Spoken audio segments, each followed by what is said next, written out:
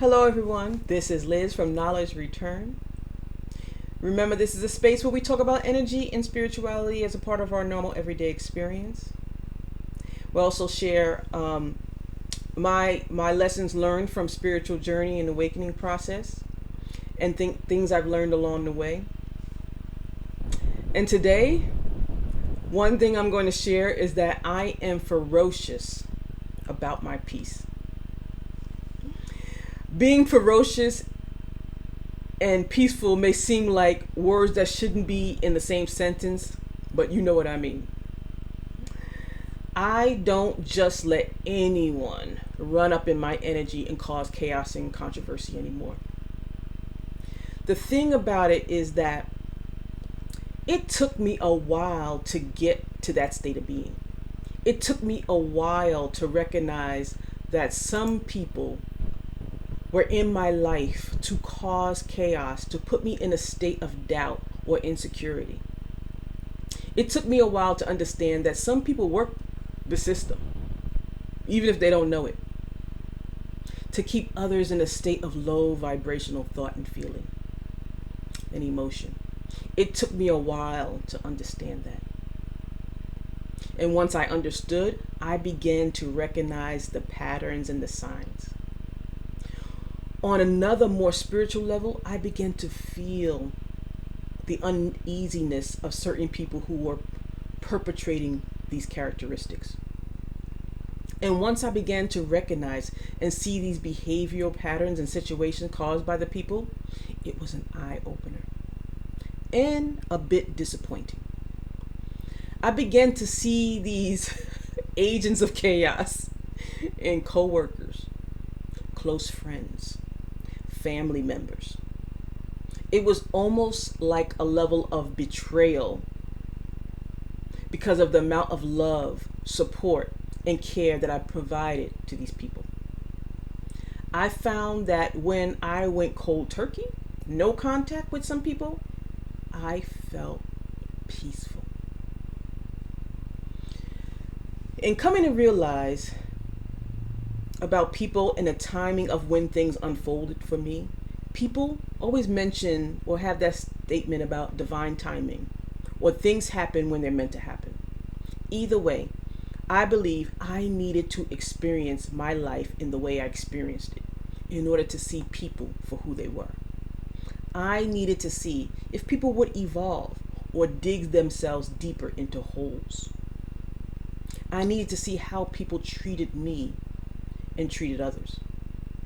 I needed to experience how I felt when interacting with these people so that I could understand that this was not a one-off situation. My life experience and interactions was like an experiment and test of character for individuals. I would not have stated it in that way as I was going through it, but as I look back, I see it was something I needed to experience and to get a good sample size group to understand. One of my general analysis is that what I found is that people who come into my environment made me feel uncertain, angry, overworked, depleted, deflated, unwelcomed, unsupported, any other emotion that made me feel less than. I'm calling them agents of chaos. These are the karmic interactions or the lessons I needed to learn. One of my takeaways from the many interactions with these people, especially when these interactions made me turn inward to understand why I was feeling the way I was feeling, what I was doing or not doing that related in these interactions. So I am a naturally self-reflective person. I always go inward to understand. I understand for some people, their first option is not to go within to question things. It may be to blame others or someone else other than themselves. However, my personal constitution has always been one of self-reflection and questioning. And even with that, it took me to be me being in my 50s to really begin to understand these relationships and interactions. And in turning within to self-reflect, I later realized that I had to go through certain societal beliefs. I had to let go of them, certain societal beliefs, when it came to interacting with people. One of the things my inner self was teaching was being more bold, confident, assertive when it came to me.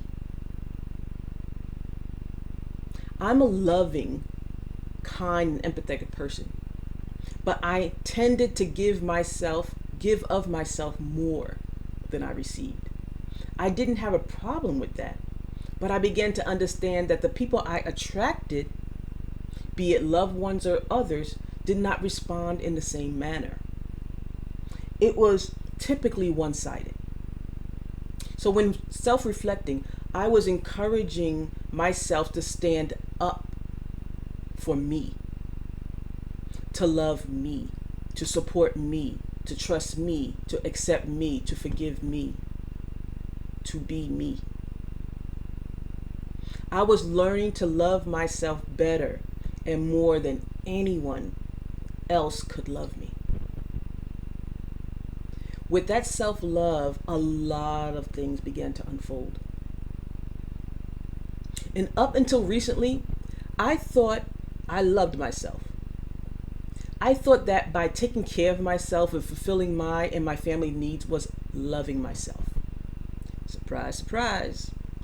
I was surprised to know that it was so much more than that. Even more surprised that I didn't really know what loving myself meant. Once I really began to love myself and heal myself and face the uncomfortable truth about myself, that's when I really began to understand what it meant to love myself. The love, the energy, the comfort, the feeling of overwhelming, unconditional love that I tapped into was unbelievable. In simply seeking love of myself, I was seeking source, God, oneness. I was opening up to a love no one in this place could give me. I was understanding that no one outside of myself could provide or replicate this type of love that I needed. That the love and acceptance that I was seeking was the love and acceptance from myself, from within. I was the love I was seeking all along. In opening up that doorway, I broke down a barrier from within. For me, it not only came from self-love, but with an enhanced internal wisdom and guidance and support. Now, I understand that the challenging situations and interactions I was being placed in was meant for me to choose me, to love me, to protect me, to support me, to accept me. The universe was saying that I need you to know that you are loved. You are loved so much that I'm going to give you a chance after chance to discover that for yourself. I'm giving you chance after chance to know that you are the only one who can control and wield your own energy. I'm giving you chance after chance to know that everything you need is within you. So to all the agents of chaos, karmics, and lessons that I've interacted with over the years, and those still yet to encounter, I love you for your existence. I thank you for the experience that molded me into who and what I am today. And I forgive you for your actions and inactions toward me. Know that I forgive you. I call back and reclaim my energy taken without my knowledge, consent, or agreement. As I call back and reclaim my energy, I acknowledge and accept my responsibility in the interaction and forgive myself for any actions and inactions taken. I set the intention to balance, align, and ground my energy in love, joy, peace, and truth in the best way that serves me, my higher self, my higher path, earth, and humanity. The love I have for myself encourages me to set up boundaries and be aware of the motivations of others. Be discerning of the energy people carry within. And choose myself, especially if that means protecting my peace.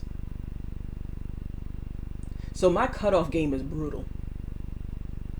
I will not argue, dispute, or justify why I cannot be around you, agent of chaos. I just simply love myself more, and I ferociously protect my peace.